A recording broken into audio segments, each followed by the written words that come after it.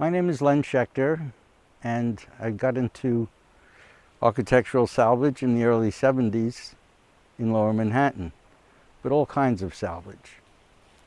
In my youth in the Bronx, I would find stuff in the garbage. At summer camp, I would dig up the bottle dumps, rural archaeology, and then of course I became urban archaeology, and then rural archaeology later again. But here I am now as found objects of industry. And so here's a found object that I welded together in about '74 from parts found in the street. The lips are a hat brim mold.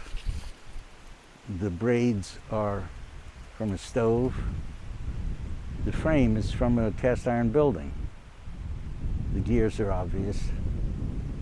And yeah, that was very early. Now here's more digging irons. And yet more digging irons and crowbars.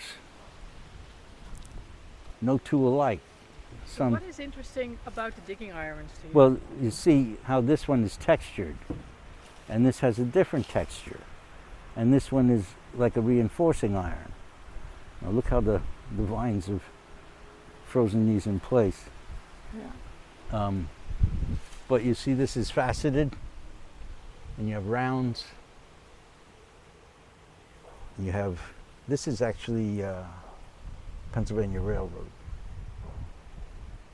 That one is? Yeah, I think it's marked here. But anyway, there's no two alike, and they're all very useful. No farm should be without one, or 300.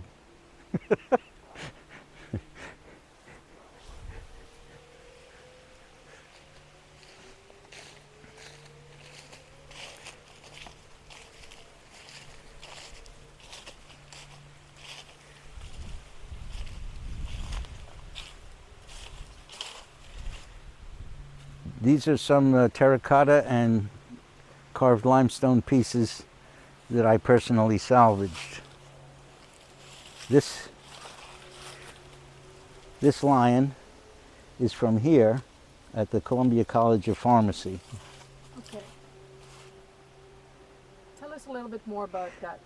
Well, I was called to this demolition, Atlantic Demolition Company. Dominic Palapoli was the foreman. So I got there and they were already banging the first floor into the basement. But, you know, I have free reign to look around, see what I want. I get in the basement, and under the sidewalk, in what they call a vault, are a dozen bottles marked with the skull and crossbone. So I tell Dominic, you better stop the job and clean up the site before you go further. But he wouldn't do it. So I kept going through the building, found bottles of hydrochloric acid, sulfuric acid, and finally a vial marked radioactive. So I showed that to Dominic and he stopped the job. And they had to send in crews to clean up the whole site before they could proceed. And that's where you found all the goodies? Well, I found all kinds of laboratory ware, interesting stuff, but also all these lion's heads. Yeah. This is glazed terracotta two-piece, and it's different in that it's glazed.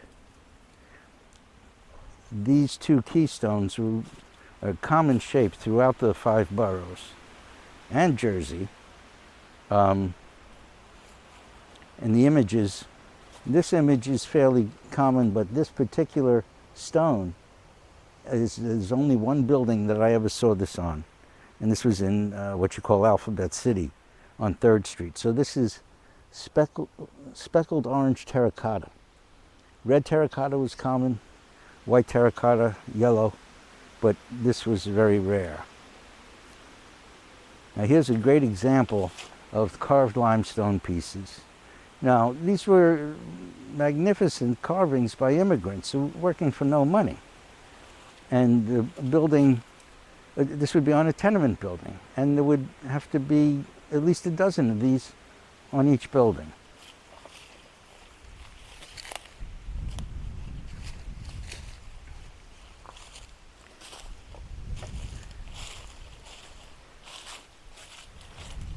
This is a terracotta lion's head, but this is a carved limestone, somewhat Art Deco.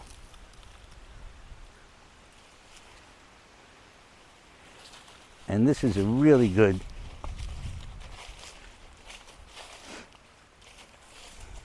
lion's head. Do you remember where this one came from? I don't.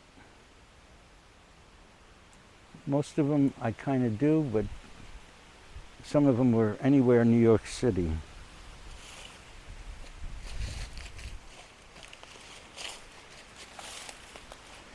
This I recently acquired.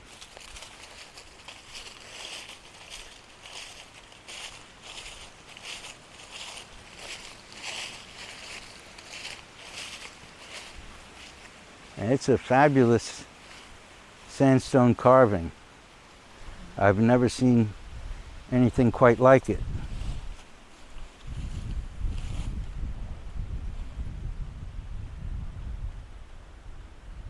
Where did this one come from? Well, I bought this at the flea markets around here recently. Really? Yeah. They told me it was from Philadelphia, but it could be European.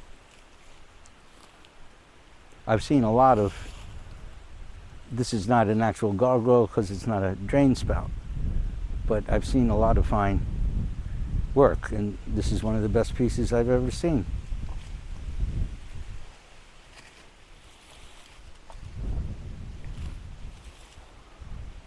What else have we got here?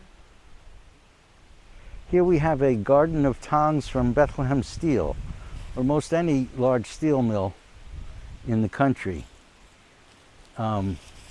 Some of these carvings are by a friend of mine, Joe Schechter. But when I bought these, I just pulled up my pickup truck, my Willys pickup truck, and threw them in the ground. And here they've been for almost 40 years. So some of these carvings are very nice.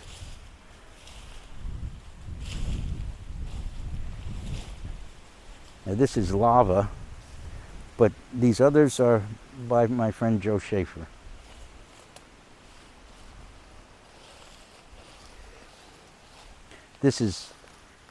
They've gotten beautifully weathered, of course, and this one has a rose on the top. So all these were used in Bethlehem Steel. Yes. Were they also forged there? Yes. They're all also hand forged for specific purposes.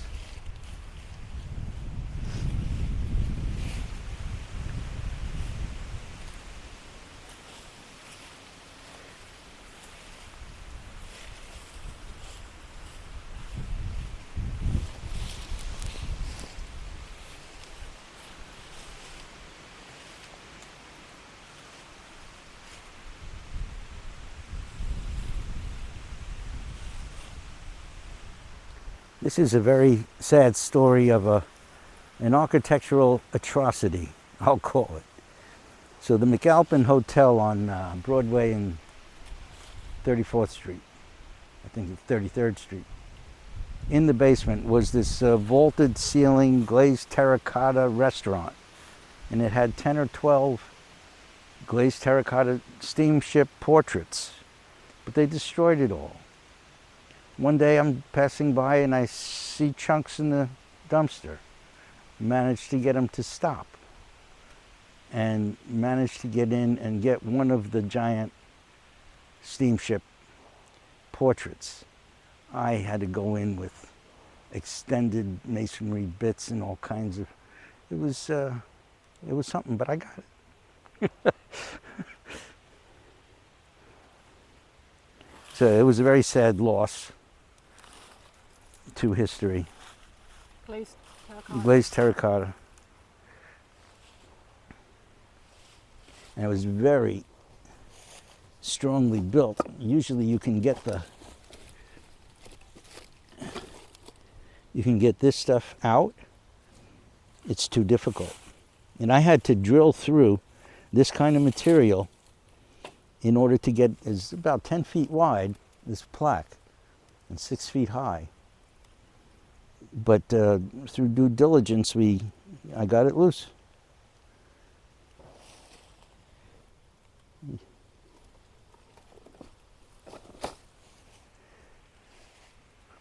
This is from the many Horn and Hardart restaurants all around the city. It's a seahorse, glazed terracotta seahorse.